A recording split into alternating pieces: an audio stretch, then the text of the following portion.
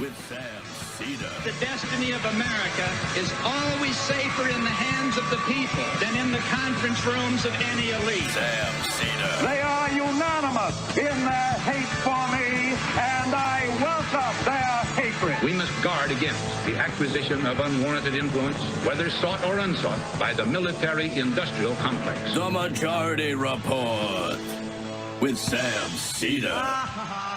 And I get the feeling you've been cheated.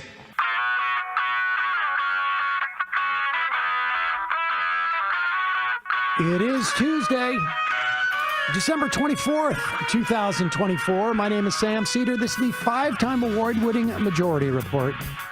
We are broadcasting live to tape steps from the industrially ravaged Gowanus Canal in the heartland of America, downtown Brooklyn, USA. It is our famous best of the year. It is not, Emma. Christmas Eve. It's now Christmas Eve. No, it's not Newsday Tuesday. Oh. Oh, I didn't know which one we were going with. well, it's okay. I'm sorry I'm so slow today. Well, that's okay, because we are actually time traveling now. We're recording this at a time that is not Christmas Eve, but in fact, many Eves before then. You can understand why I might be disoriented because of all the time travel. For those people who don't time travel on a regular basis, it can be very disorienting. But Sorry. Today on the program, we have Rashid Khalidi, professor of modern Arab studies at Columbia University, author of The 100 Years' War on Palestine, A History of Settler Colonialism and Resistance, 1917 to 2017. This is an interview we did in March 2024, March 4th, to be exact. One day before... Wait. My sister's birthday. I get confused between my sister and my son. March 5th, March 7th. One of the people I know's birthday. And I always had that problem with Mila. I couldn't tell her birthday for a long time because I get confused. You were saying earlier that you thought Christmas was on December 23rd, so maybe your brain just doesn't register certain things, like the Liz Cheney of it all. Yeah, I think there are some things that I Dates. just absolutely have a block on. Yeah. Nevertheless, it's the day before, and yesterday's interview with Nye McClain was the day before my birthday, which I do remember my own birthday. Right. That's good. It's helpful. Yeah. I think so. Anyways, but this is Rashid Khalidi, really important book. Joe Biden even pretended to read it. Oh my gosh, yes. If people recall, Joe Biden was photographed around Thanksgiving in Nantucket, walking out of a bookstore with this book in hand. And the reason people found it so offensive is that this book is probably the #1 book that you should recommend to people if they want to get educated about Palestine.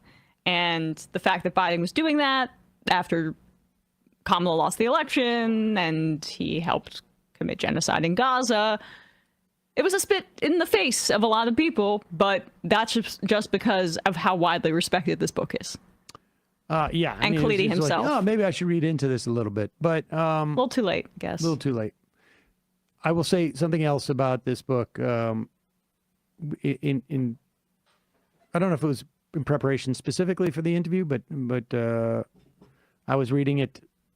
Probably reading it around this time, actually, last year, because my daughter was home on vacation, and I had it on my nightstand. And, when she comes home, we don't exactly share a room, but we sort of do. I mean, because there's like a 3/4 wall. It's a divide. And I get a text from her with a picture of the book, and she says, "Can I read this?" And I almost started crying. I was like, oh my God, I've been waiting my whole life for you to ask me if there's something that you can read. That's amazing. But aside from that, also a very important book in and of itself. Yep. This is a good interview, and he's a fascinating guy. We've had other interviews with Elon Poppy, who I would also recommend if you want to go deep into this, and Peter Beinart too. We could have done Peter Beinart's interview. Oh, we but did we did it last last year. year, Okay, yeah. so it was we I guess we bent the rules a little bit. He was like but he was around October. So I mean, it was important that we had an interview related to the genocide in Gaza, which is ongoing, and so here's another one. So listen to this interview, and then Matt will have put in a couple of YouTube clips. And then tomorrow, my understanding is that many of you will be celebrating Christmas. Just checking. Most people will be celebrating, and you'll be on the front lines. I, of course, will be out there picketing. I haven't quite figured out where I'm going to be picketing. On the Can I suggest the Fox News studios, and perhaps there's a tree that you could light on fire? Speaking, I know we're in the future, but speaking of the past, but then going forward, we got to pull the annual War on Christmas clip. There's been virtually no War on Christmas this year, and that's the problem. Everybody's defenses are down. Perhaps that's the special Matt clip for today. Oh, possibly. But I think we want to just do a new version of it. Okay. Because I don't think we did it last year. Oh, that's true. Be that as it may, there will be clips after this interview. I think, with Matt, you never know. It's the Matt surprise. It's like potluck. Yeah. But folks, enjoy your Christmas, or as they say, Merry Christmas, and have a fun Christmas. And Happy Hanukkah reminder. Oh, yeah, tomorrow is Hanukkah. Yes. Yeah, we're not going to have a show tomorrow, but we will be back on Thursday with another best of. So enjoy it, and we'll see you on Thursday.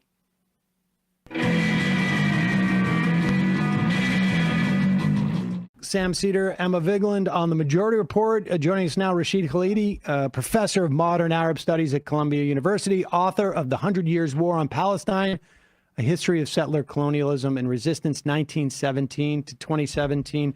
Professor, thanks so much for joining us. Really appreciate it. And we have all read your book. We were telling you beforehand the various, we've been giving it to friends and children. Family, and, trying to get people to be educated. And if anyone in our audience is interested in this topic, you pick up and haven't read 100 Years' War on Palestine, everyone should pick that up ASAP. So I do want to talk to you about where we are today, but want to sort of go over the history of this war waged on Palestine, on Palestinians, and so we have some context in which to view what's happening today. Right. You start in 1917. Zionism is been around at that point for almost 20 some odd years, and it is not necessarily focused on a so-called return to Israel for Jews at that point, although it certainly comes up. Why 1917? And just give us a sense of how these moments, and there's 6 of them that you point to, sort of create a new phase of this war. Right. The reason I deliberately chose 1917, because what I wanted to do was to get us away from this essentially false narrative of two peoples struggling with one another. I mean, there are two peoples. The point is, it never was just between Palestinians and Israelis, or between the Palestinian national movement and the Zionist movement. It was and is a war in which the big battalions actually were not coming from either the Palestinians or the Zionists. They were coming from the British Empire, and they've come from the United States. This is not a war in which Israel has, or before that, the Zionists in Palestine were fighting all by their lonesome.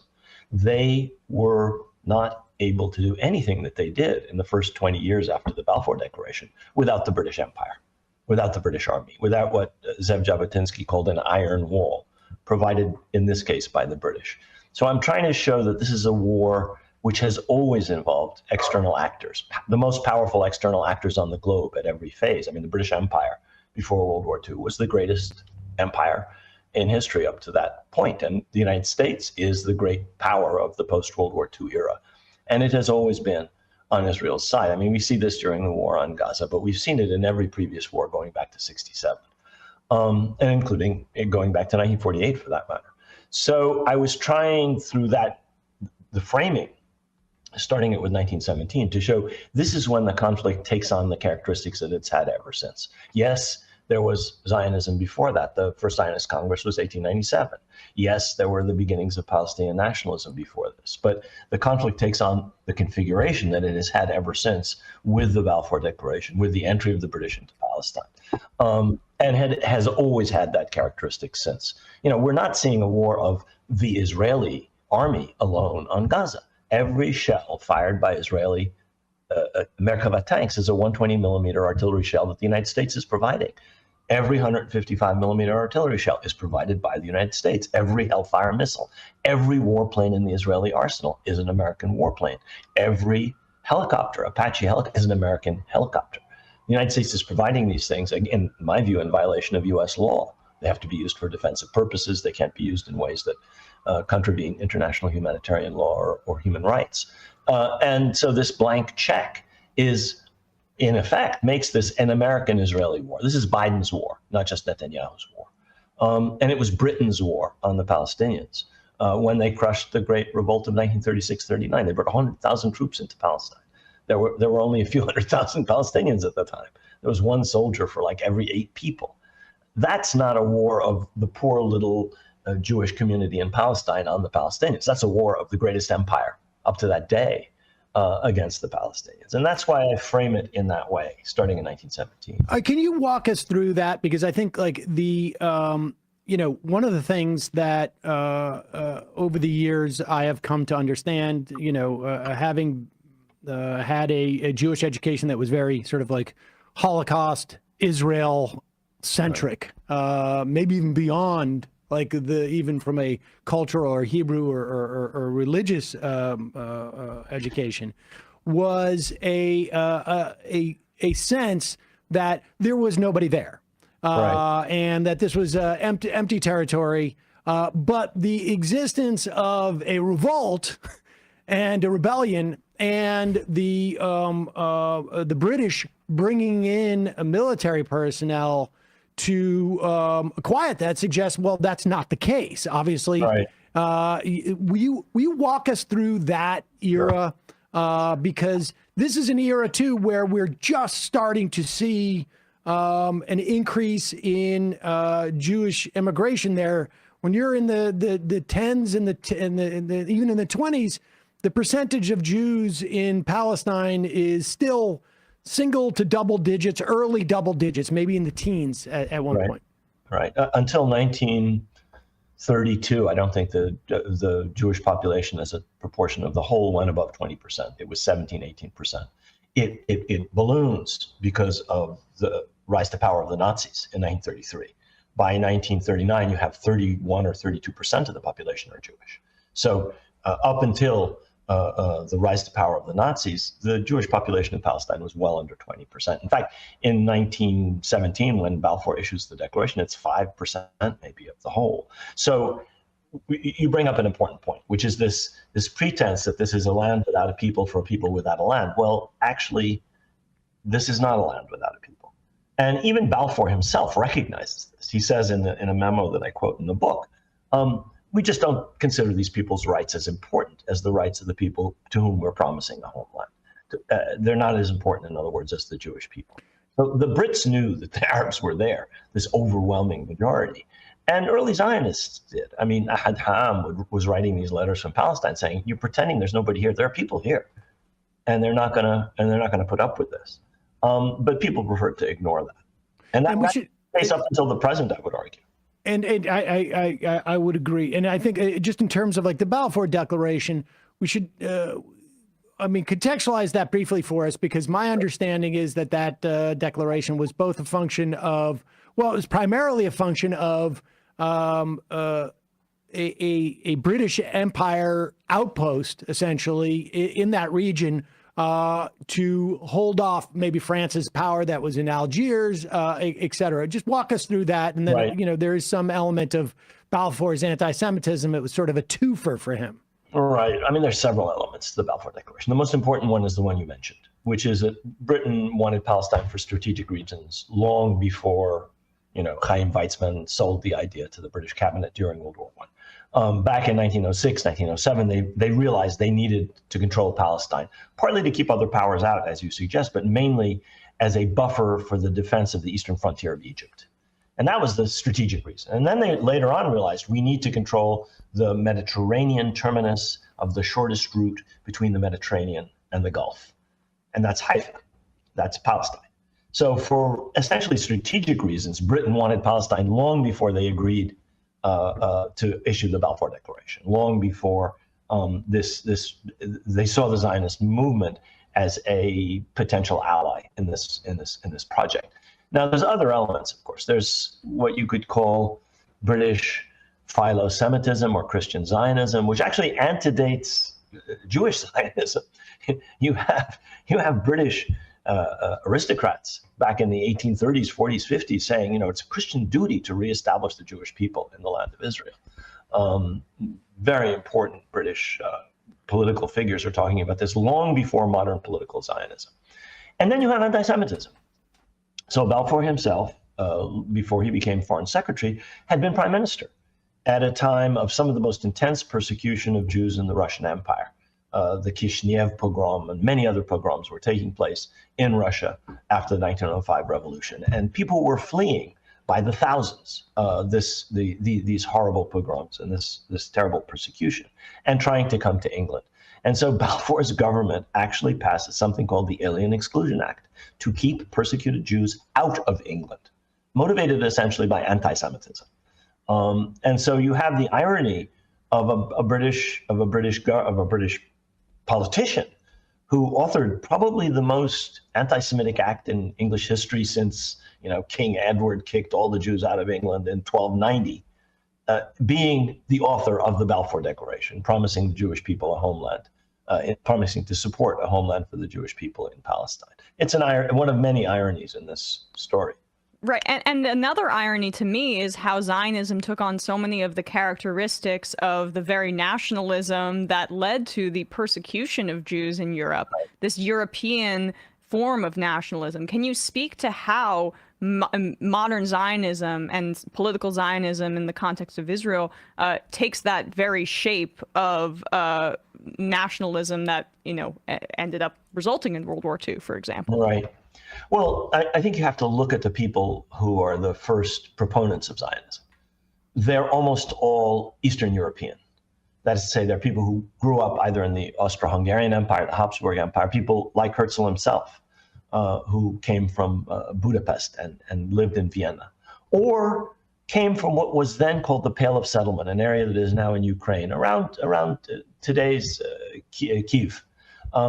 34, I think, of the signatories of the Israeli Declaration of Independence come from within 200 miles. They originated from towns and villages and shtetls within 200 miles of Kyiv.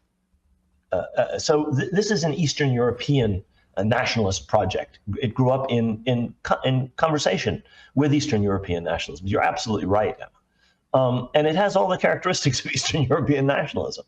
A certain focus on ethnicity, blood and soil, and so on and so forth. And that's Zionism is in its as a political ideology is essentially one of several nationalisms that grows up in Eastern Europe among Eastern European Jews who are particularly persecuted and who see as their only refuge to escape European anti-Semitism and go elsewhere. It didn't always have to be Palestine. There were some who talked about East Africa. There were some who talked about Argentina, but the majority ended up deciding that it had to be. And there were some who talked about Sinai, but they ended up deciding it had to be Palestine, the land of Israel, partly because of the biblical connection, obviously. And all right, so let's we're at the end of World War II, and what was the dynamic that led things like the Haganah and the Irgun and the Stern Gang? I mean, I don't know how much people are aware, like Menachem Begin, who will later play a very big role, I think, in where Israel is today, in terms of like specific, almost a unique one in terms of like the turning of maybe analogous to Reagan, although I think in a more severe way during that era. There's a good comparison there, yeah.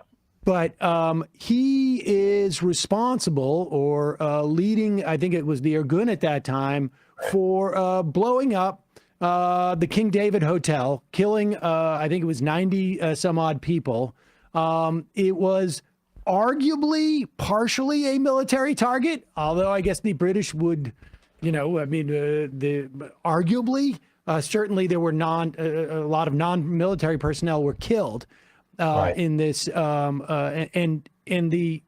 it was being blown up because they didn't want information that the British had found from what other Zionists were doing within Palestine to be known. But explain that dynamic that's going on there?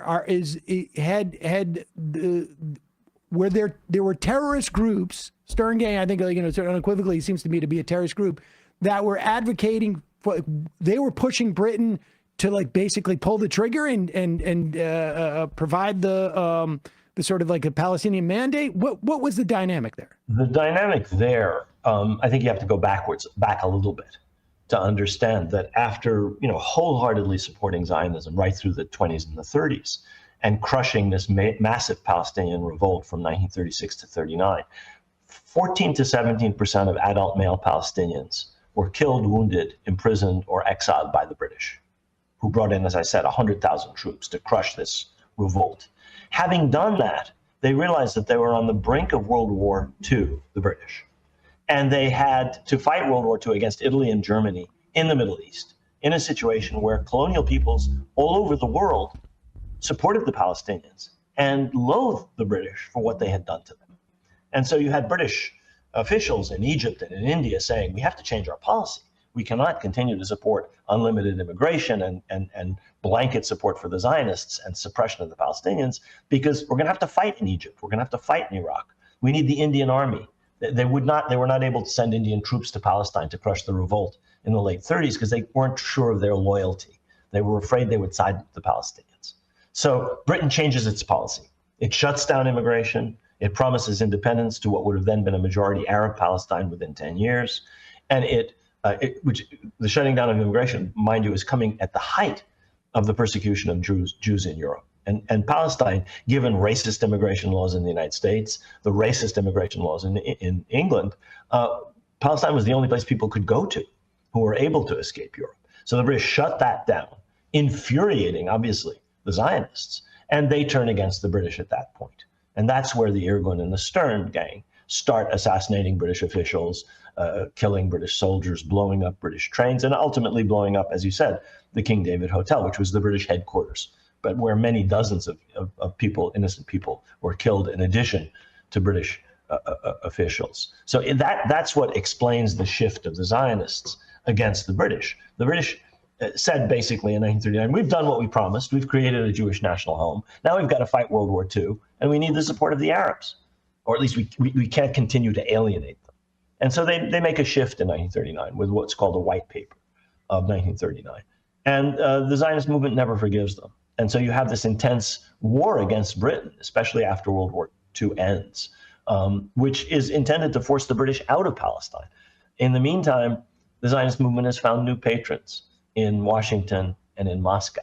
And these are the powers that help to push through the partition resolution, which gives most of Palestine to a Jewish minority as a Jewish state. And I just want to just go back one more. The revolt of 36. What precipitated that, and give us a sense of what kind of communities existed in Palestine at that time. Right. Well, I mean, I think the casualty toll tells you that people were pretty committed to fighting the British, pretty committed to the idea that this is our country, we should control it. We were promised in the Covenant of League of Nations that we were a provisionally independent country, and we never got that. Instead, the British helped to establish a completely different national movement and gave it exclusive rights in Palestine. So the Palestinians were revolting against the British and against Zionism.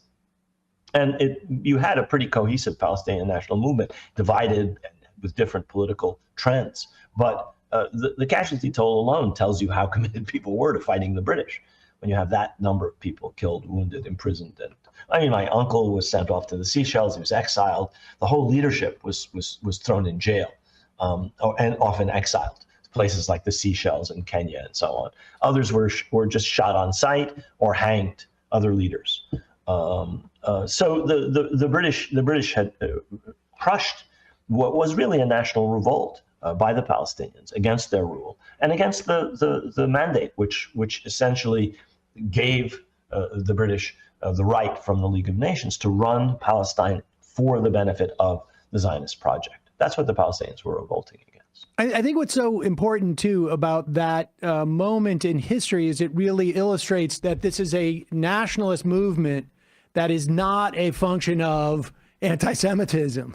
They had a problem with the British. And they had, Sam, if I can interrupt you, and they had a problem with the settlers. But the point is, if the settlers had been Danes or Martians, they would have opposed them. Right. I mean, the idea is somebody else is coming in here and getting national rights at our expense and planning to take over our country. If they'd been blue, green, white, red, Christian, Buddhist, whatever, they would have opposed them. And there would have been nothing anti-Christian in opposing a Danish settler project backed by the British. Right. And I think that point has been obscured both, deliberately and perhaps inadvertently, or but with a specific, as a way of making this some type of like timeless conflict that was is not tied to national religious war. Exactly. Right. Exactly. It's not a religious war. It's become more religious over time. But it's essentially a conflict against what Palestinians perceive as a settler colonial project backed by external powers. And whoever the settlers were, I mean, in this case, they have a religious connection and there's a religious element to Zionism, of course. But that's not what is important to the Palestinians. What's important to the Palestinians, they came to create a Jewish state in an Arab majority country and transform what Jabotinsky described in one of his articles, to transform Palestine into the land of Israel. And that's what Jabotinsky's successors, starting with Menachem Begin in 1977, have tried to do. So Begin, Shamir, Ariel Sharon, Netanyahu, they're all in the line of thought of Jabotinsky and his followers, arguing you have to take this country over by force. The native population will resist. This is a colonial project. All of these things are things that Jabotinsky says, and that people like Begin and Shamir, to their credit, believe. They don't pretend, as labor Zionists used to, oh no, we intend to help the local population. We never intended to harm them. Jabotinsky and his followers are much more blunt about this. There are two elements that seem to converge when we get to Begin, and that era is 20 some odd years from where we're at this moment. But when Israel the mandate happens, the UN mandate happens, Israel gets about 80% of the land, and we should say in the lead up to this, there are basically, I don't know how else to describe it, ethnic cleansings of both massacres like Deir Yassin, but there's bombing, there's ethnic cleansing that drives a lot of people into Gaza, for that matter, at that time, in addition to to the West Bank. But talk about you write about the Israeli military at that time has gotten its training from the British, particularly in their counterinsurgency, because it seems like at one point that military doctrine and training meets up with the sort of the completely unabashed, I don't know what the best is to describe, sort of like that Begin era and forward, but almost a fascism, if you will, that those two things combined. But talk about that military training at that time and how it is continued. We see it in play today. Yeah, I mean, what happens is during this revolt, the British really lack manpower to put down the Palestinians. This is at a time of crises in Europe where the British need to keep their army alert just in case war erupts with Germany. This is the time of the Sudetenland crisis. This is the time of the Anschluss with Austria, where Hitler's taking over pieces of Central Europe, and the British are afraid they're about to get to a war. So they don't have any reserves. And so a British intelligence officer by the name of Ord Wingate says, let's take some of the guys from the Zionist militias, some of the best leaders in the Palmach and the Haganah. The Palmach is the strike force of the main militia of the Haganah. And let's train them together with British soldiers to launch offensive operations. And what he's basically doing is distilling generations of British counterinsurgency doctrine and teaching it to the people who go on to become generals in the Israeli army. So Moshe Dayan is one of his mentees. Yigal Allon, later a minister and chief of staff of the Israeli army, is one of his mentees. Yitzhak Sadeh, who's the chief of staff of the later on of the Haganah, is one of his mentees, as are dozens and dozens of others who become the elite of the Israeli army. They become the chiefs of staff. They become, in the case of Dayan, Minister of Defense later on. And these guys are taught all the brutality, shooting of prisoners, torture, blowing up houses over people's heads, that the British have been practicing in Ireland, in India, in other parts of the British Empire. So British counterinsurgency doctrine is taught to these guys as part of the effort of the British to quell this great revolt. And this is the doctrine which the Israeli army now acknowledges is at the core of their own doctrine. I mean, you read Elon's history of the Israeli army. You read Zeb Schiff's history of the Israeli army. They devote pages and pages to Ord Wingate and British training and British ideas. So, and that has informed the Israeli army long before Begin became prime minister in 1977. That's informed the Israeli army from the 50s onwards. So you have these massacres carried out of villages where infiltrators have entered and killed Israelis. They go in and they kill a whole lot of people. And that's the stuff that Ord Wingate and the British counterinsurgency officers trained them to do back in the 1930s when they were young officers. And that is the doctrine of the Israeli army to this day. That's what you see today in Gaza on a much, much, obviously, larger scale. And so in 1948, following the UN mandate, the UN partition. Excuse me, the UN partition. And I guess it could also be referenced as the Nakba. The war begins with Arab countries. Right. This is probably the time that Israel develops its David and Goliath sort of, I guess, image in the world. Right. And that sustains it.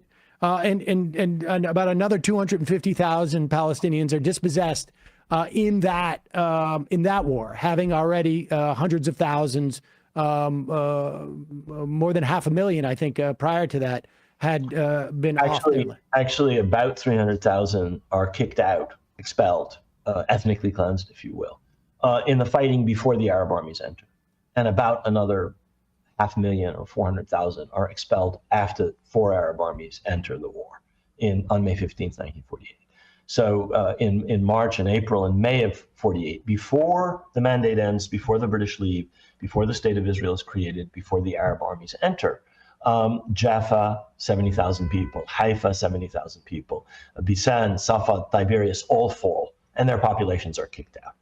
And West Jerusalem, 30,000 people are kicked out. So you have hundreds of thousands of people driven from their homes before the Arab armies enter, and then another 400,000 or 500,000 after the Arab armies enters. And so you have 4 Arab armies that enter: the Egyptian, the Syrian, the Iraqi, and the Jordanian. And that's the Arab-Israeli war that we think of. But what people forget is that long before this, there was a war going on. From the moment the partition resolution is adopted, the Palestinians refuse it. They reject it. They say, this is our country. We're the majority. We're entitled to self-determination under the UN Charter. Why are we not being given it? Why is most of our country being turned into a Jewish state? 55% was to be given to the Jewish state. And by the end of the war, as you said, almost 80% has been conquered by Israel, with the people, most of the population, ethnically cleansed. And so how would you characterize those next 20 years until the 67 war? Well, a lot of things are happening that people don't pay much attention to. Most of the land in what becomes the state of Israel is Arab-owned. Jewish ownership was about 6% in 1948. And what happens is everybody who's left has their land confiscated. It's put under a custodian of absentee property, and it's handed over to Jewish settlements, Jewish communities, or kept by the state, Israel Lands Authority. Most of the land, about half of the land of Palestinians who stayed behind in Israel and become citizens of the state of Israel, is taken from them, confiscated in different ways. And their communities are restricted to very tiny spaces. They're never allowed to build outside of very restrictive municipal boundaries. So you have a city like Nazareth, which is surrounded with Jewish settlements such that it can't expand. Or you have other communities inside Israel of Palestinians. That's happening without anybody paying attention. Palestinians inside Israel, citizens of the state of Israel, are under martial law from 1948 until 1966. They have to get a permit from the military governor, in most cases, to even go from city to city. They're under surveillance by the Shabak, by the General Security Services. They live under martial law, even though they're supposedly citizens and they have the right to vote. Meanwhile, the 750,000 people who are expelled live as refugees, whether in the Gaza Strip, where all of the Palestinians from what becomes southern Israel, are confined under Egyptian military administration, or in the Gaza, or in the West Bank, or in Jordan, or in Syria, or in Lebanon. And the 67 war is again ostensibly a defensive war by Israel at this point, and they successfully essentially take at that time the Sinai and the West Bank and the Golan Heights from Syria. Where was the United States in terms of army? Where did that Israeli military might come from? And was it how preordained was that victory based upon their strength? Well, I in the book, I quote, General Wheeler, the chairman of the Joint Chiefs of Staff, Robert McNamara, the Secretary of Defense, and the President, Johnson, at the time, talking to the Israeli envoy who was sent to Washington to get a green light for this war. And he says, you're going to whip them anyway. If they attack you first, you'll beat them. And if you launch a preemptive strike, you'll just crush them. So the estimation of American military intelligence and the CIA was that Israel was vastly superior to all the Arab armies put together, even if the Arabs had attacked, as the Israelis were saying they might do. We now know that they probably couldn't and wouldn't attack, but the Israelis thought they might. But they intended to preempt. And what they sent an envoy to Washington to get was a green light for an Israeli preemptive war and for American support in the wake of that. Now, the military might that Israel had in 1967 was essentially based on French and British weapons. Americans' weapon shipments had only just begun. Israel was just getting anti-aircraft missiles, Hawk anti-aircraft missiles, and some Skyhawk bombers came a little later. But essentially, they fought the war with Mirages and with French and British tanks and artillery. Only after 67 do American weapons become the core element in Israel's military might. F-4 Phantoms starting in 1968. Top of the line, the best fighter bomber in the world starts to be supplied only in 1968. So they fight the war with French and British equipment, but with American diplomatic support. And what happens to the Palestinian population there? Are more dispossessed, or is it just simply more who become occupied? Well, the ones who are in the West Bank and the Gaza Strip and Sinai and the Golan Heights for the Egyptians and Syrians who live there, they come under military occupation.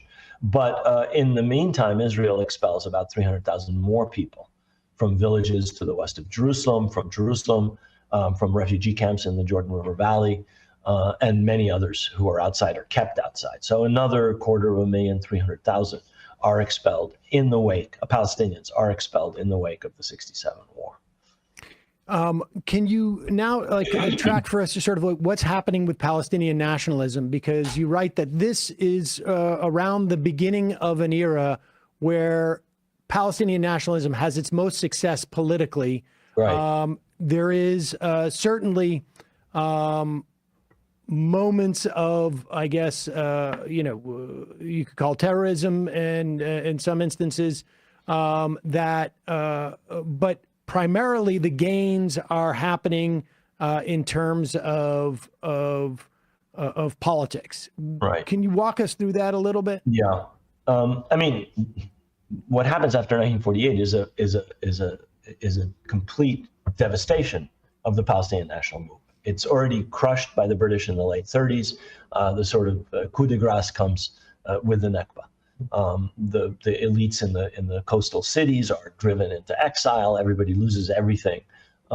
Everybody who's expelled loses everything. Many of the people who stay behind lose everything. And it takes a long time for the Palestinian national movement to rebuild itself. And this happens in the 50s and 60s. And by the 1960s, you have a Palestine Liberation Organization, which is taken over by these commando organizations, which preach armed struggle against Israel, which call for the liberation of Palestine, and which, ignite the imagination, not just of Palestinians, but of people all over the Arab world in the wake of the defeat of these Arab armies, the Egyptian, the Syrian, and the Jordanian in the 67 war. But their major victories, exactly as you say, are actually diplomatic and political. They gain the support of over 100 countries the world over, who end up having, Palestinian embassies in their capitals. For the first time, the Palestinians address the world. Palestinian representatives come to the UN, Arafat and others come to the UN and speak on behalf of the Palestine cause. And that's something that the British prevented back in the day. That's something that doesn't happen in 1947. Partition is decided over the heads of the Palestinians. They're never consulted about the partition of their own country. So what happens in the 70s and 80s is a resurgence of the Palestinian cause, but mainly, as you say, on the political and diplomatic level. Their military achievements are nil or very, very limited. What accounts for that? I mean, is this simply because we have like in some ways a global liberation movement? Is it because the U.S. is because because of the Cold War, there is this sort of sense of like we need to recognize indigenous people? I mean, this is an era where in this country certainly there was a more recognition of our responsibility to indigenous people and to the sort of wholesale slaughter, and there's a whole lot of like sort of intellectual movements happening at this time. In the 80s, there was a lot of there were a series of new historians who got access to Israeli documents that showed what I mean. Is that part of what had happened in that era? Yeah, I think it really starts with the era of decolonization, and the Palestinians ride that wave. In other words, they argue you all have gotten free from colonialism, you all have established your independent states. People in Africa, people in Asia. Are liberated from European colonialism in the wake of World War II. And the Palestinians get a lot of support globally on the basis of that argument. We never got our independence. We were colonized, the British, the Zionists, and we are like you, a people that desires self-determination. And that's where you get the support in the United Nations to this day for elements of the Palestinian narrative. I think you're also right that in this country, there's the beginnings in the 70s, 80s, and 90s, but very limited stirrings of support for the Palestinians. I don't think that the main narrative changes. The main narrative is essentially established by Israel and its supporters in the United States, link the establishment of Israel to the persecution of Jews in Europe, link the establishment of Israel to an ancestral link to the Holy Land, link the establishment of Israel, most importantly, to the Holocaust, and to Western guilt about the fact that not more was done to save people from the Holocaust, Jews who could have been saved from the Holocaust. Had the United States opened the gates of immigration before World War II, huge numbers of people could have been saved, or had other countries done so. So there's a lot of guilt for good reasons. They should have been guilty. They were guilty. And that, I think, helped to fuel a narrative where the Palestinians are simply removed from the picture. Nobody sees them. And that begins to change, as you say, probably in the 80s, partly as a result of revelations from the Israeli archives that most of what Israelis have argued about what happened in 1948 was false. Palestinians didn't leave because their leaders told them to. They left at the point of a bayonet or because they were terrified. And because their cities were being bombarded with Davidka mortars, or there were attacks on their convoys and supply routes and so on and so forth. So those realities begin to intrude into the narrative. But I think we still have a long way to go to get rid of some of the most pernicious myths about this war. Without a doubt. In fact, that's partly a large reason why we wanted to speak with you. I'm also fascinated by the history. So as we move forward, and the PLO is in exile, or at least the leadership is, right. This chapter with Iqbal Ahmed, who Right. I had never been familiar with, a Pakistani intellectual who was also a revolutionary and involved in other revolutionary movements around the globe, meets in Lebanon. When was that in terms of the timing and Right. and what did he tell us about his role here? Right. Well, Iqbal Ahmed was, as you say, a Pakistani intellectual. He had worked with Frantz Fanon briefly as part of the FLN, Front de Libération Nationale, the Algerian national movement against French colonialism. And he ended up teaching here in the United States at, I think, Hampshire College. He wrote a number of influential works, but he was always, in touch with liberation movements and with, progressive thought. And he was asked to come to Lebanon by the PLO to assess their militaries, to assess their strategy. And as I mentioned in the book, he came back and he said, "You guys are going about it all wrong. I have nothing against violence." I mean, he'd worked with the FLN in Algeria. They liberated Algeria through enormous violence, much of it directed against civilians, by the way, and against French settlers, civilians. He said, but against this enemy, you're going about it the wrong way. This will not work. Violence against Israelis actually cements the strength of Israeli society. So he gave them his assessment. They didn't like it, and he went back to the United States. And I quote this in the book as something that I think people should be thinking about.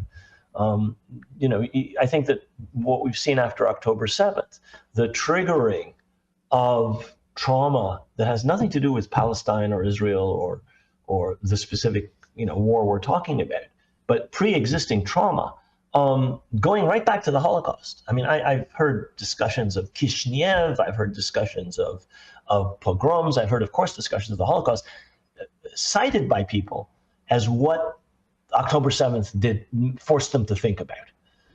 And I think Iqbal Ahmed was gesturing to the same kind of problem in this assessment that he wrote for the PLO. Well, when was that exactly? That would have been, I think, 1979 or 80. I can't remember the date. I think it's in the book. Before 1982, before the PLO had to leave Lebanon. Can you expand a little bit on that notion? Because we played this on the program before. Netanyahu came under fire a few years ago for spreading a conspiracy theory that the Palestinian Grand Mufti was actually responsible for planting the idea of exterminating the Jews in Hitler's head, and that Hitler did not want to do that. That was actually the Palestinians. Now, I mean, this is an extreme example. I mean, it's not even that extreme because he's the leader, at least within the context of Israeli society, because he's the leader of the country. But this is kind of that progression of what you're talking about, of the linking of Palestinian nationalism and their efforts to fight back against colonialism with the trauma of the Holocaust, right, in a false way. Right. Well, I mean, this has been a big effort of Zionist propaganda ever since World War II, to link Palestinian nationalism, and in particular the Mufti, to the Nazis. And of course, the Mufti was linked to the Nazis. He took refuge in Berlin. He fled Palestine when the British arrested all of his colleagues in 1937. He was in Beirut for a long period of time. And then he had to flee Beirut when the French were going to hand him over to the British. And he went to Iraq. He had to flee Iraq when the British reinvaded Iraq. He went to Tehran. The Iranians wouldn't let him stay. He went to Turkey. The Turks wouldn't let him stay. So he ends up in Italy, and he then goes to Germany. And he spends the war supporting the Nazi war effort. What nobody talks about is that most other Palestinian leaders supported the British. The Mufti was in Germany. The other guys were supporting the British war effort. And thousands of Palestinians and hundreds of thousands of Arabs fought in the Allied armies. The divisions that liberated Marseille from the Nazis in 1944 were a Moroccan and an Algerian division with French officers. And there were thousands of Palestinians who fought, or Jordanians or others, who fought in the Allied ranks. So yes, the Mufti went to Germany, but there's nothing Nazi or anti-Semitic about Palestinian nationalism. Even if the Mufti himself allied himself with the Nazis. By the way, he disappears from Palestinian politics immediately after World War II. He's completely discredited after World War II. So, but he is an iconic figure for Israeli propaganda, simply because he did in fact go to Germany and he did in fact align himself with the Nazis. Netanyahu's claim is absolutely preposterous. You only have to read Mein Kampf, which was written long before the Mufti ever arrived in Germany, to understand Hitler's absolute hatred of the Jews and his desire to eliminate them from Germany. That did not come from the Mufti or the Arabs. It came from, deep-rooted German anti-Semitism. And I should also say there were members of the Stern Gang who made a similar trek in the early 40s to recruit, to attempt to throw off British rule and mandate. I should say in Palestine. The enemy of my enemy is my friend. Right. I mean, the Mufti's horrible strategic mistake and moral mistake was one that, as you say, was matched by others who were trying to get rid of the British, the Stern Gang in particular. Let's talk about this. The invasion of Lebanon and the Begin era seemed to me to be a big turning point. Now I know you were in Lebanon at that time as a young man. I mean, for me personally, it was also, I was, I think, 15 years old. And I happened to be in Israel at the time on my, confirmation trip. And we were in Caesarea watching the attack helicopters head up to Lebanon. You did your bar mitzvah in 82? My bar mitzvah was in 1980, and 2 years later, our confirmation class in Hebrew school did the 2-month summer in Israel, and that was for me I think the beginning of the end of my understanding of Israel at that time. I became very alienated from my rabbi for the rest of that trip because it was the first time, at least from the perspective of my perspective at the time, and I think maybe history bears this out, where it was a completely offensive. There was no even sort of like a predicate, a threatening predicate per se. It did not seem to be defensive in any way, and it was. But explain to us that in the context of the Palestinian the war on Palestine. Right. Well, it was what Israelis called a war of choice. Begin and Sharon, his defense minister, decided that the best way to eradicate Palestinian nationalism and ensure the absorption of the occupied territories, which was their objective, that was always the Likud party's objective. They just come to power in 1977. So we're talking 5 years after Begin becomes prime minister. The best way to achieve this was to destroy the PLO in Beirut. And so Sharon comes to Washington, sells a bill of goods to the Secretary of State, Haig, telling him we'll eliminate Syrian presence from Lebanon, we'll put a puppet government in, and we will get rid of the PLO. And the United States gives him a green light, similar to the green light in 1967. And as you say, this is a war of choice. There was nothing going on. There was a ceasefire that had been arranged for more than a year. So there were no rockets landing in Galilee. There was no shelling. There was no pretext. A dissident anti-PLO group had just assassinated tried to assassinate the Israeli ambassador in London, and that was the pretext for this. But it had nothing to do with it. The plan had been approved in May by Haig. Sharon goes to Washington, shows him what he's going to do. So this was just a pretext, the attempted assassination of Argo. And the invasion succeeds in one respect, in that the PLO is forced out. But Syrian influence is not reduced. In fact, the Syrians continue their occupation of part of Lebanon even after the invasion. The puppet government that the Israelis installed fails to establish a peace treaty with Israel. And you have, in exchange for the expulsion, or after the expulsion of the PLO, the rise of a much more lethal opponent of Israel, which is the rise of Hezbollah. which is created as a result of the 1982 war. Didn't exist before this. Barak, Ehud Barak, who later becomes Israeli prime minister, he was chief of staff. He says Hezbollah didn't exist before our invasion. Our invasion created it. So it was one of the more disastrous decisions in Israeli history.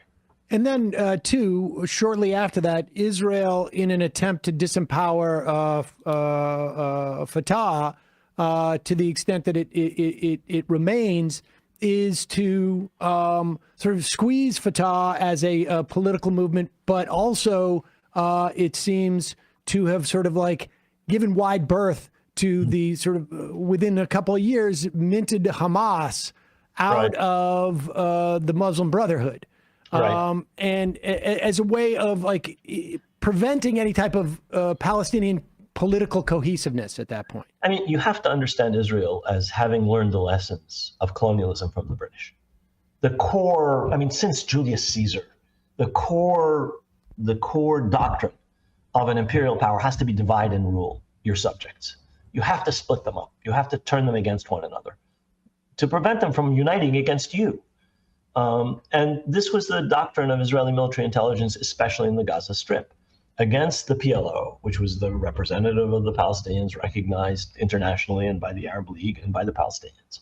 You create an alternative, and their chosen alternative was what was then called the Islamic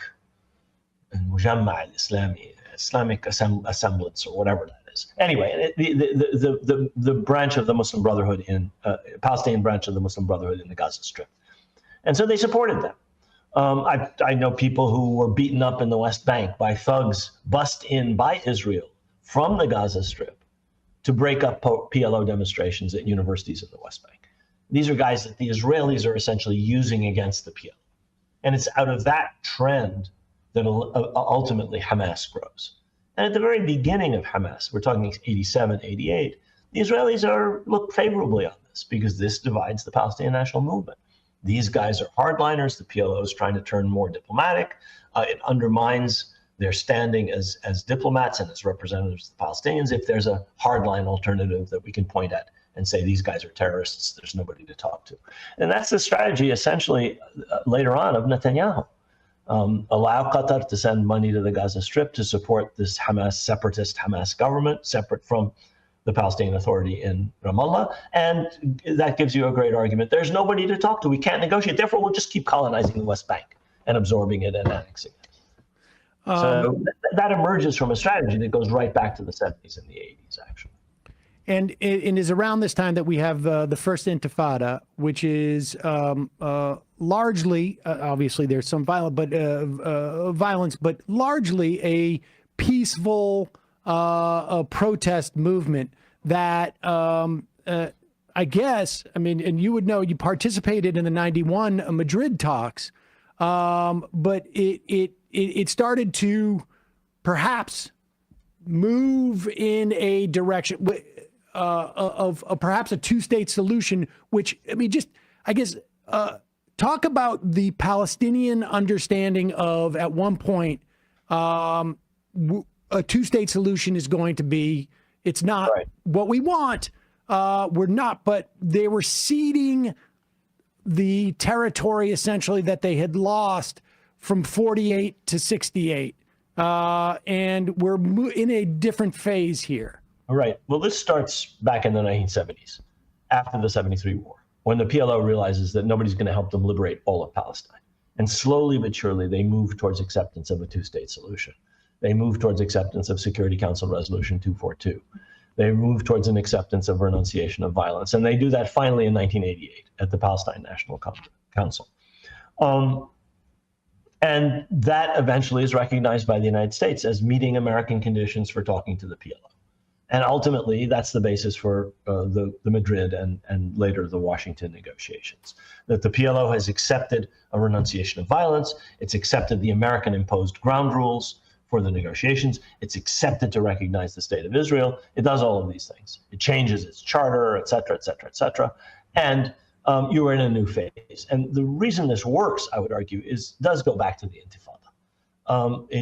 The first Intifada, which is, grassroots a popular uprising against occupation, which includes some violence, but very little explosives, very little weapons, rocks against soldiers. There is violence, but compared to what comes later, very, very little. But it shows the Israelis, it shows the Israeli leadership, it shows Rabin, who later becomes prime minister, that you cannot maintain the occupation as it was. And it eventually brings the Israelis to the table to do what they'd never accepted to do before, which is to negotiate with the PLO.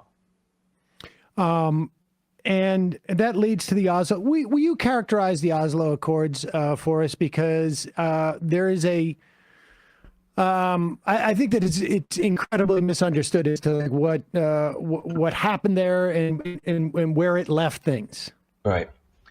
What Baker and George H.W. Bush did was to create at Madrid and afterwards a setup where the Arab countries could negotiate peace with Israel.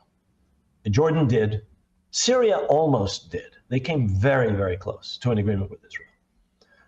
But the Palestinians were not allowed to negotiate a peace treaty and independence and a two-state solution with Israel. They were told, you can only negotiate for self-rule, for autonomy, for an interim period, after which you will be allowed to discuss final status issues.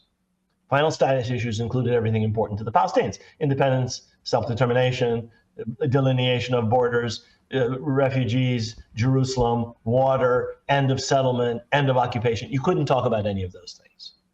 All we were allowed to discuss in 10 rounds of negotiations in 91, 92, and 93 was the details of self-rule under continued Israeli occupation and with continued expansion of settlements.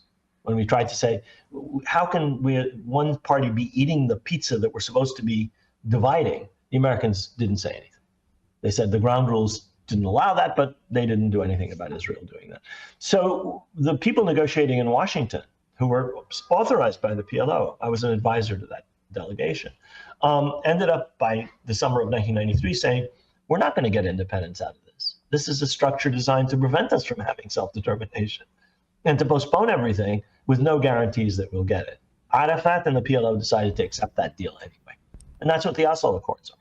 The Oslo Accords were an interim agreement. They were not a peace treaty, whereby the PLO recognized Israel. Israel did not recognize, Israel recognized the PLO. It didn't recognize Palestinians had a right to self-determination and independence or a Palestinian state. So it wasn't a reciprocal, equal agreement. It was an agreement by one side to recognize the legitimacy of the other side, and by that side to talk to the other side, but not to concede anything. And actually, Rabin, in his last speech in the Knesset, says, what we're offering the Palestinians is less than a state. And we will continue to control the Jordan River Valley, and therefore we will continue to have security control indefinitely into the indefinite future. So that was his vision. And he was the one who went the farthest of any Israeli leader up to that point. How much was that dynamic a function of George Herbert Walker Bush being more skeptical towards Israel than probably, well, certainly the presidents since then, and probably before, versus Clinton, and then it sort of became like a race. It seemed to be who was going to be less of a honest broker in these negotiations in terms of various administrations. I mean, it wasn't just Bush Sr. It was also his Secretary of State. Baker was sort of famously said, we don't have to worry about the Jews. They're not going to vote for us. I mean, he was the whole, I think he was very much a realist, I guess. Oh, absolutely. I think both of them felt that in the wake of the Gulf War, this great American victory, and in the wake of the collapse of the Soviet Union and the end of the Cold War, they talked about a new world order. They wanted to settle this conflict. And they went very far towards settling it. In other words, they got the Jordanians and the Israelis eventually to a peace treaty in 94. The Syrians and the Israelis were this close to a deal. Baker left the State Department in order to run Bush's failed re-election campaign. And at that point, the thing collapsed. Whether Baker would have been able and Bush would have been able to do more than they ended up doing or that Clinton did is another question. But we felt the thing sort of collapsed at that point. We negotiating in Washington. These negotiations took place in the basement of the State Department. We sensed that once Baker left the building, the cat was gone and the mice would play. And so people like Aaron David Miller later on said, we ended up operating as lawyers for Israel. We weren't honest brokers. And he was one of the people we were dealing with on the American side. Him and Dennis Ross and Martin Indyk and folks. Indyk then comes in with the Clinton administration.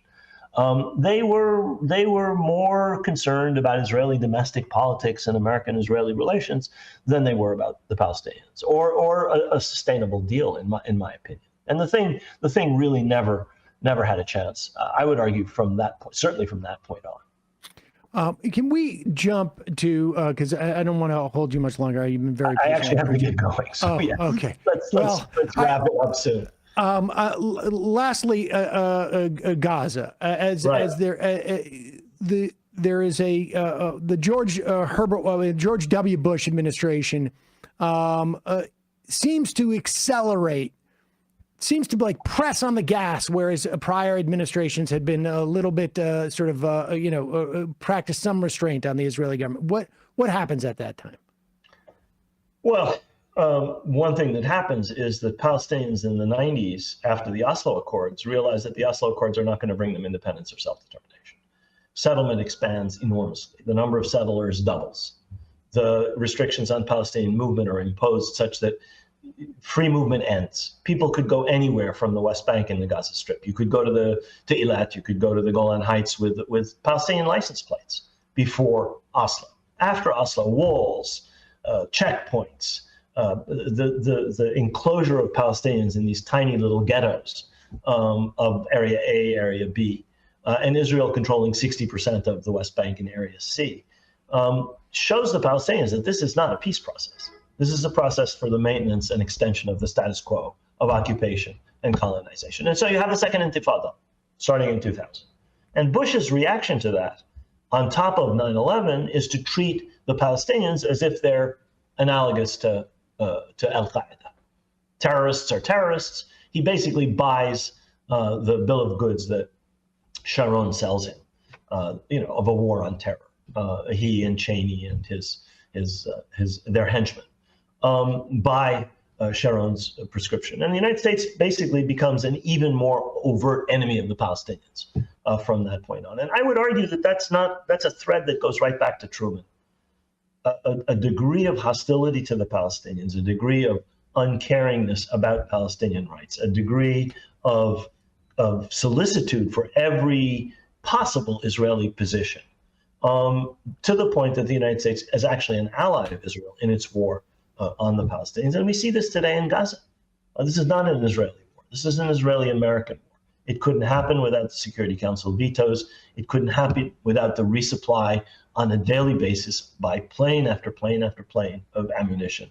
It couldn't happen without the United States basically repeating every Israeli talking point. Israeli security is sacred. Israel has a right to defend itself. Hamas must be destroyed. And the things that follow from that are ethnic cleansing, are genocide, are the starvation of an entire people, entirely as a result of the actions of Israel, which is backed to the hilt by the United States. People are not starving because there's a natural disaster. They're starving because water and food and medicine and supplies are prevented from entering on an unlimited basis into Gaza by Israel. Israel is starving Gaza, and the United States is supporting that. So on the one hand, it is supporting this starvation and this deprivation of medical treatment and water and so forth. And at the same time, it's dropping 38,000 meals a day from aircraft. I mean, it's an insult to, on the one hand, actually enable Israel's starvation of these people, and then to pretend that you're doing something about it. You do something about it by forcing the Israelis to open up every crossing point, forcing them,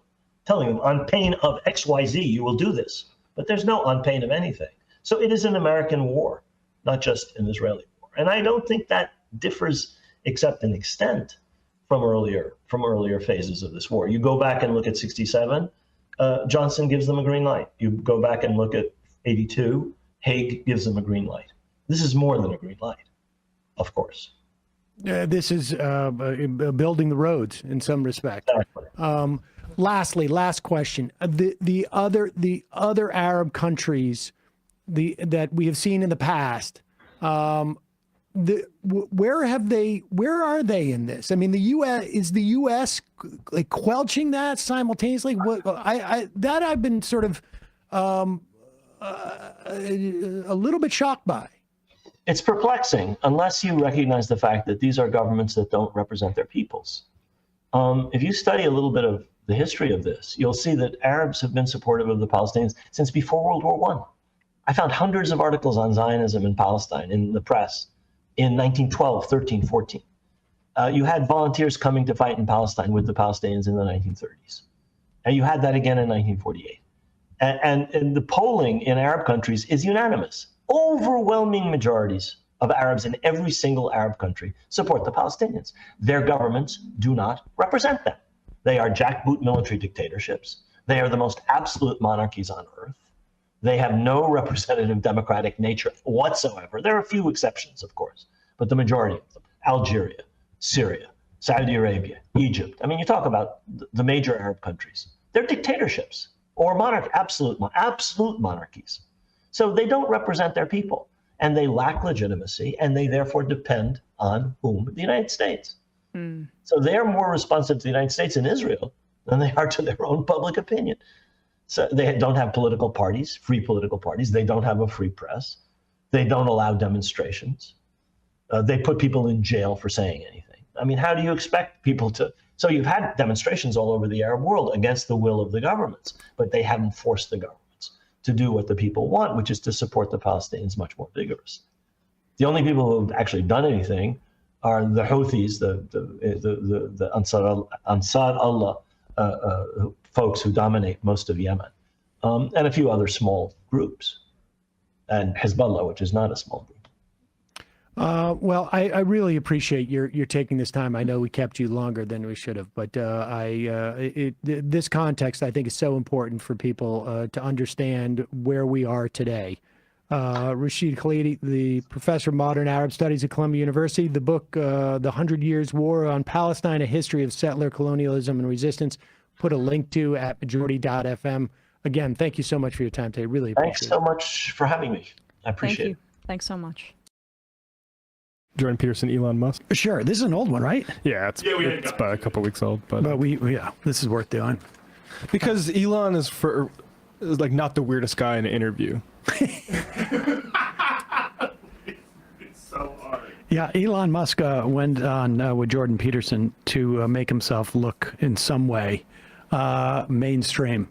We should say Elon Musk is being investigated by the state of Michigan. He dumped $45 million a month into a PAC.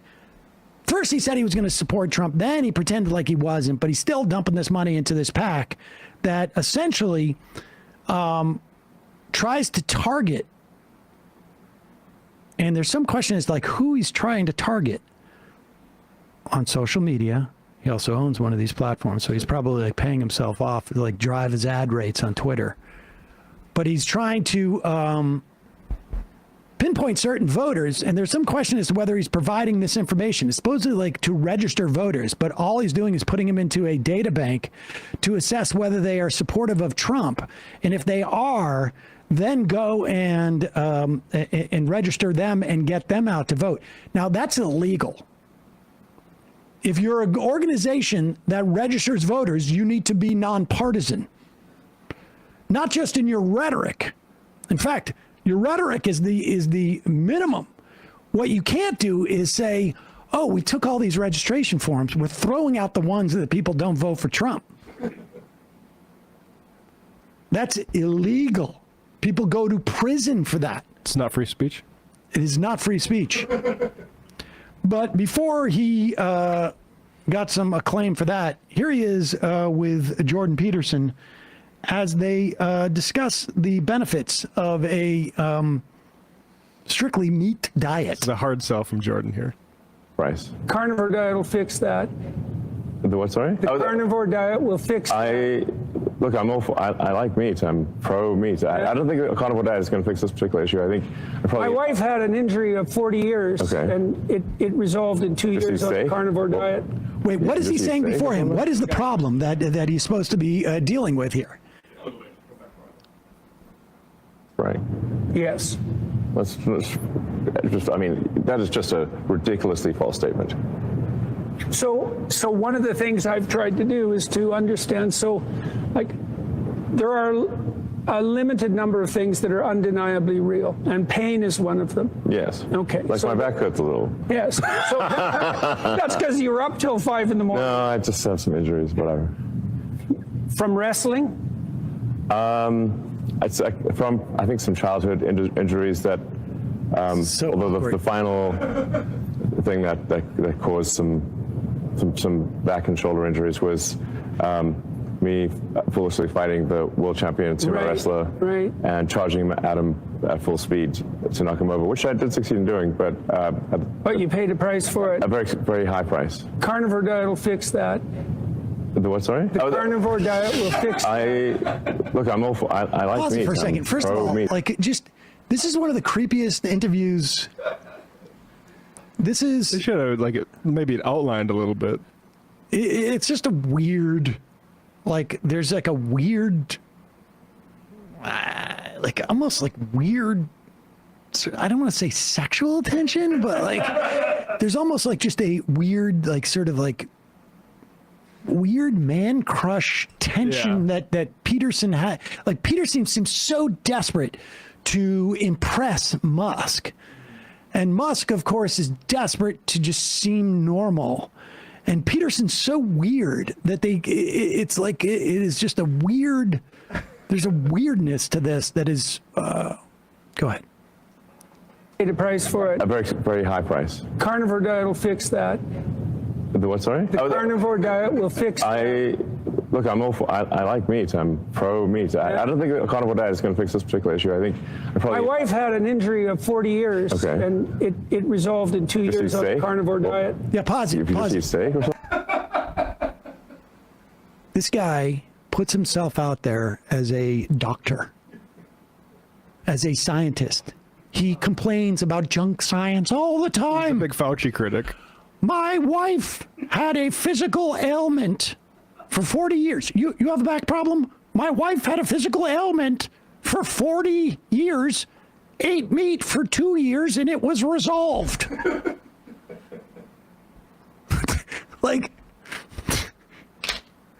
mean, just there's so much that's so magical thinking based. And I will just say this, I don't want to give away the secret too much, but the meat that she ate started with the letter S. So any meat you eat with the letter S at the beginning fixes your various physical ailments, because my wife had one. Now she doesn't. So what do you think about that? Me foolishly fighting the world champion sumo wrestler and charging him at him at full speed to knock him over, which I did succeed in doing, but you paid a price for it. A very, very high price. Carnivore diet will fix that. The what, sorry? The carnivore diet will fix that. Look, I'm awful. I like meat. I'm pro meat. I don't think a carnivore diet is going to fix this particular issue. I think my wife had an injury of 40 years, and it resolved in 2 years of the carnivore diet. If you just eat steak or something? Yeah. I mean, all beef. All beef. Sure. Yes, anything that starts with a B. I'm a pro. I like meat. But I think this is I think I'll probably need an operation or something. But anyway. I tried the carnivore diet first. Anyways, that did happen to her. She couldn't lift her left arm above here. It took 40 years, and in 2 years it resolved. Okay. Yeah, so that was something to see. Pause it for a second. Honestly, never mind a guy who considers himself a doctor. If I'm sitting at a bar and it's 2 in the morning and I'm wasted talking to a guy who's also wasted, and this guy says this to me, I'm going to go I don't know, dude. Maybe it could have been other things. This time change the subject. No. I've been clear. I'm not interested. I want to make it absolutely clear. First off, everybody knows can't lift your arm above here, same as a back problem. Clearly not enough burgers. And if my wife ate only beef for 2 years and it resolved itself, clearly That's why. So, I'm a doctor. I like meat, but I think this is I think I'll probably need an operation or something, but anyway. I tried the carnivore diet. Sure. Anyways, that did happen to her. Okay. She couldn't lift her left arm above here. Yeah. It took 40 years, and in 2 years it resolved. Okay. Yeah, so that was something to see. It also rejuvenated her physically in a variety of different ways that were quite miraculous to watch. Yeah. And that hasn't stopped. So that's a weird thing, and I would have never believed it if I hadn't seen this because it's so preposterous. Sure. Anyways, I'm not going to proselytize about the carnivore diets. Yeah. So, I'm not going to what? Okay, Proselytize? I'm going to proselytize. Proselytize. I think guy's worse than I am with pronouncing things. Yeah, no, it was crazy. This is like, honestly, like he thinks he's being rational because he says, I never expected it. I was completely blown away. I started to do this and this one crazy thing happened, and click through and watch my video and you'll find out what it was. And it was an all beef diet. Yeah. That saved my wife. A lot of other things happened too. That guy could very easily be like a billion Mays for like a all meat diet style, like QVC. That's what I'm saying. It's complete funnel marketing. 2 a.m. I, for one, never believed it was possible. But then this one thing happened that changed my life. Click through. Watch the video until the end. The Meat Riddler. Use coupon code BEEF. Get 20% off. I think I'll probably need a operation on this, but anyway. Elon, her rejuvenation has not stopped. It used to be, it was miraculous. She could only raise her arm to here, and now she can literally move her arm all the way 360. She has absolutely no cartilage in her shoulder anymore and can use her arm like a total windmill. In fact, I have glued her to the ceiling and she can function as a ceiling fan. That's how miraculous it's been. In fact, she has no ability to stop her arms from raising over her head and going around in a windmill.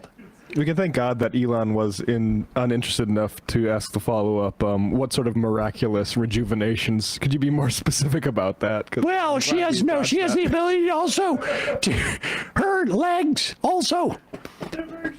Had you ever seen the Flintstones when their legs move like wheels? This is what her legs do now.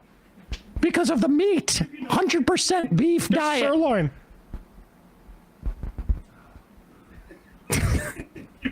The what, sorry? The carnivore diet will fix that. The what, sorry? That's my favorite. It's true. I know. I didn't believe it at the time either.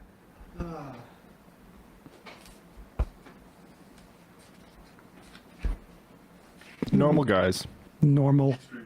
So normal. Hey folks, don't forget to hit the subscribe button and check out our daily show. We do it every day at 12 p.m. Eastern for about 2.5 hours. We even take phone calls. You should check that out.